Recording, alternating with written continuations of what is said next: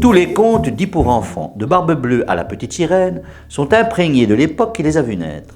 Et c'est encore plus vrai pour le conte du Petit Poucet, allégorie à peine déguisée de la condition misérable des petits paysans et du destin désolant de leurs enfants. Le conte du Petit Poucet a été écrit par Charles Perrault et fut publié en 1697 avec d'autres dans les contes de Mamerlois.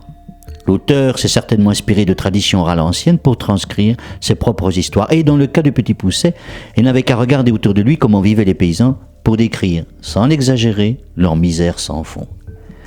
Car c'est de cette misère que part notre histoire. Un bûcheron et sa femme sont si pauvres qu'ils ne peuvent plus nourrir leurs 7 garçons, dont le Petit Poucet.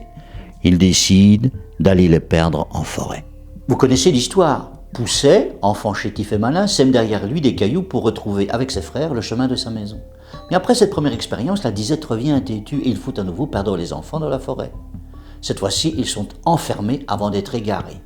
Poucet sème derrière lui non plus des cailloux, mais des mie de pain que les oiseaux dévorent. Et voici nos 7 mioches perdus dans la forêt. Imaginez le tableau de cette famille misérable qui se résout au pire. Abandonner ses enfants au loup de la forêt par peur de les voir mourir de faim sous ses yeux. On tremble de peur de lire, sous le règne tyrannique du roi Soleil, pareille critique de l'injustice sociale. Mais dans un conte, ça passe. Ah, petit détail en passant. Qu'est-il arrivé entre les 2 épisodes ?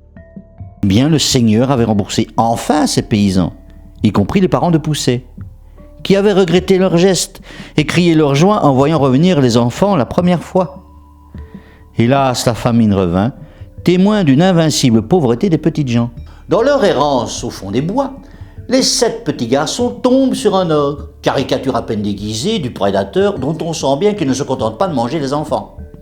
Terrible peinture de la France au temps de Versailles, dont les bois sont hantés de loups, d'assassins, et dont les paysans misérables n'ont que la ressource d'abandonner leurs enfants à la sauvagerie des forêts. Quelle époque!